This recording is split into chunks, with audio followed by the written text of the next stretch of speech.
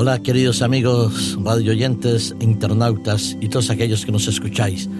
Queremos daros una cordial bienvenida a esta emisión que estoy seguro que vais a disfrutar, porque la gratísima compañía del profesor Luis Amorós siempre nos hace viajar en la imaginación a través del tiempo y la historia.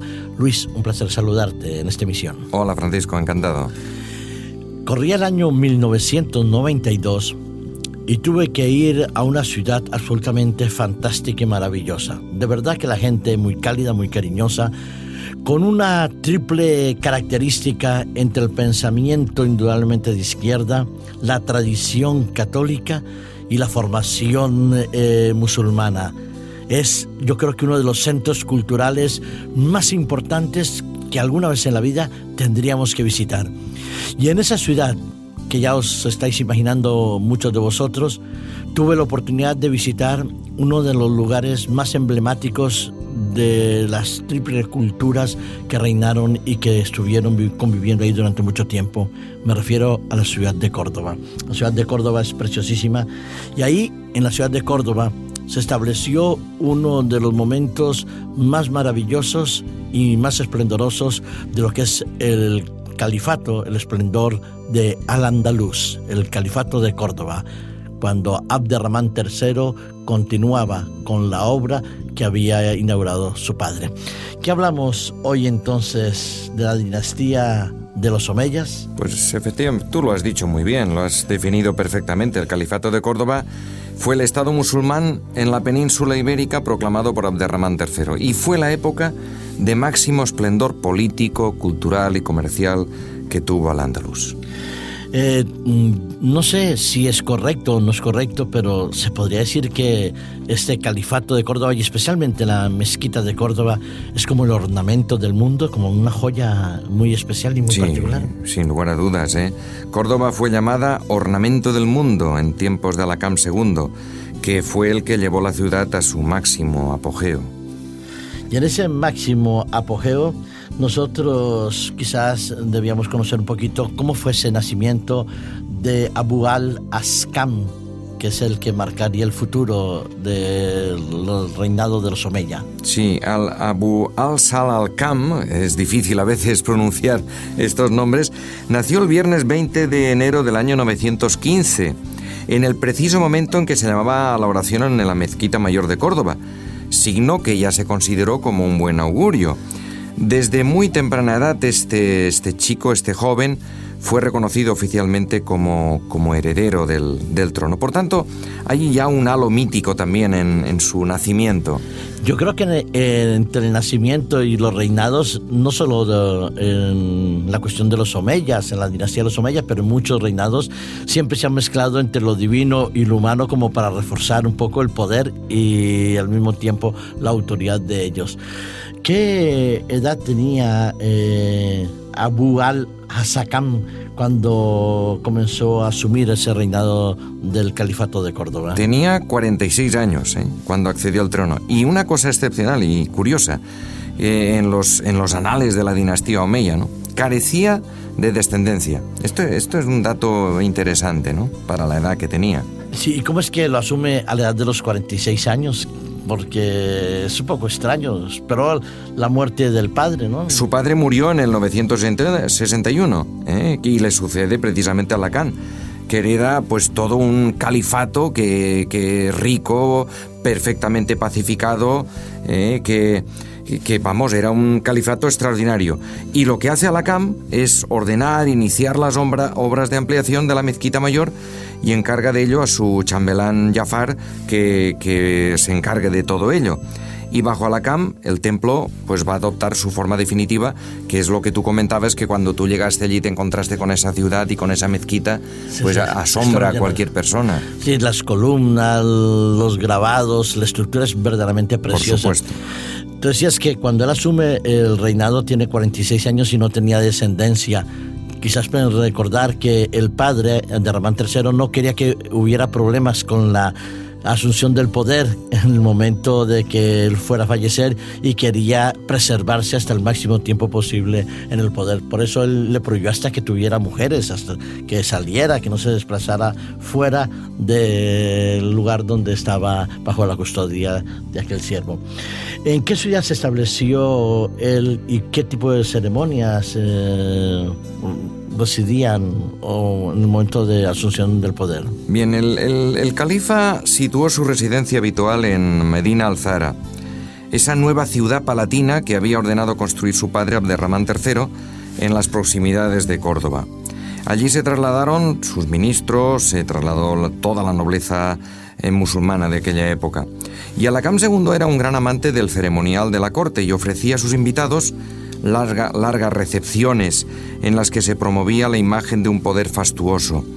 Y bueno, las celebraciones eran impresionantes y eran ceremonias fuertemente jerarquizadas. En esas ceremonias, yo creo que cuando hablamos de Alakam, habían dos características fundamentales de su personalidad, de su reinado. Sí. Mira, las dos características, y esto es fruto también de lo que tú antes comentabas, de la dedicación que su padre hizo por él en su educación, en su preparación, esos largos años de preparación.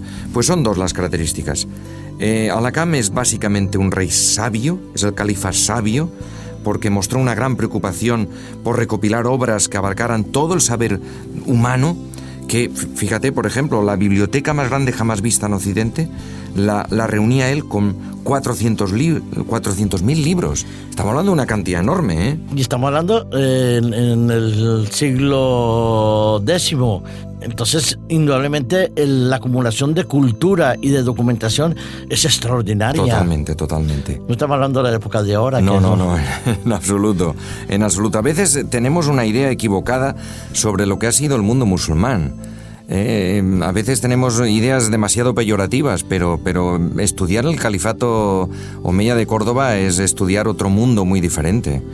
Yo creo que haces bien es un pequeño paréntesis, que una cuña que hemos metido en este momento, pero sí, yo creo que es bueno no actuar en función de prejuicios y también de miedos establecidos, porque la historia de España no sería la historia de hoy si no hubiéramos tenido, afortunadamente, durante esos siglos, lo que es la aportación cultural, porque fueron la ciencia, la cultura, tanto del mundo musulmán como del judaísmo que convivieron aquí. Totalmente de acuerdo. La ciencia, la literatura y todo se lo debemos a esa época de la historia, indudablemente. Sí. Y además, por terminar, era sabio, pero al mismo tiempo la segunda característica es que era una persona religiosa, virtuosa, piadosa, justa.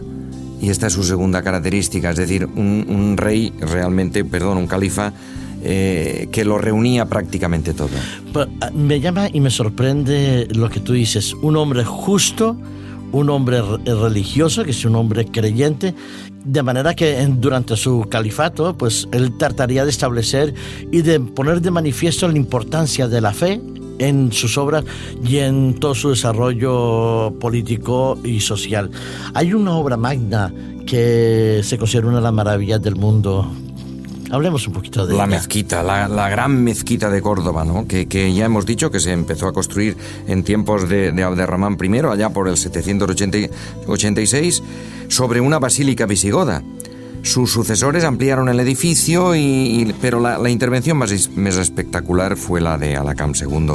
El califa añadió 12 nuevas naves, un doble muro, sobre todo está la Qibla, el muro que señala la dirección de la Meca, y en la nave central erigió la Maksura, que era el lugar reservado al califa, coronada por un lucernario enmarcado con arcos polilobulados y entrelazados, y la portada del mihrab y las cúpulas del recinto se cubrieron con bellos mosaicos bizantinos que son únicos en el arte islámico y que desde aquí invitamos a todos para que, si no lo han hecho, que visiten la mezquita de Córdoba. Yo estuve, y digo gracias a Dios, durante un año muy cercano a esa ciudad porque tuvimos que realizar un gran esfuerzo de conferencias públicas en la ciudad de Córdoba y visité varias veces la mezquita porque no terminaba de ver cada detalle, porque a veces pasamos muy rápidamente por los museos y no nos detenemos a ver los detalles. Esos momentos en que la luz entra por esas celosías arriba, cómo se ve los colores, cómo cada arco va a representar diferentes aspectos de lo que es tanto el poder como la vida religiosa, el centro de la vida religiosa en la obra suprema de Alacant, que es la mezquita de Córdoba, preciosísima, esos arcos. Lo que pasa es que los seres humanos, cuando entramos e invadimos un lugar, queremos destruir todo, y la mezquita guarda tres características, lo que es la época de visigoda, el califato y después la catedral de la Iglesia Católica dentro. Tres culturas y tres enfoques de vida muy diferentes. A nivel del califato, de la obra de Al-Hakam, quizás algo importante son los cambios que introduce él en la corte, en el gobierno. Sí, él introduce algunos cambios interesantes. Él, hasta entonces los cargos públicos los habían ocupado poderosos linajes árabes. Pues Al-Hakam, sin embargo, decide rodearse de sangre nueva, hombres de frontera, eslavos, eunucos, bereberes, individuos sin linaje ilustre, que hiciesen méritos para ascender y que nunca olvidasen que debían su fortuna a su soberano. ¿Quién fue el sucesor de Al-Hakam? Porque de eso quizás hay algunas cosas que podemos aprender de él. La salud de Al-Hakam no era muy buena ya en el año 974 y el califa falleció 2 años más tarde. Y le sucedió su hijo Hisham, pero su hijo Hisham, de apenas 11 años, era un niño y quedó bajo el rígido control sobre todo de un personaje que se va a hacer después famoso, que es Almanzor. Pues algún día iremos a hablar de él. Muchas gracias por hacernos visitar una de las grandes maravillas del mundo, y os lo digo, podéis visitar también la ciudad de Medina Zara, que es preciosísimo, porque hemos pasado muy rápidamente por ella mencionándola. Muchas gracias, Luis, muchas gracias por hacernos viajar a la época de los omeyas, al califato de Córdoba, y descubrir las joyas que la historia nos ha dejado para nuestra enseñanza y para nuestra cultura. Hasta pronto, queridos amigos oyentes, hasta pronto, Luis, ya nos veremos. Hasta pronto.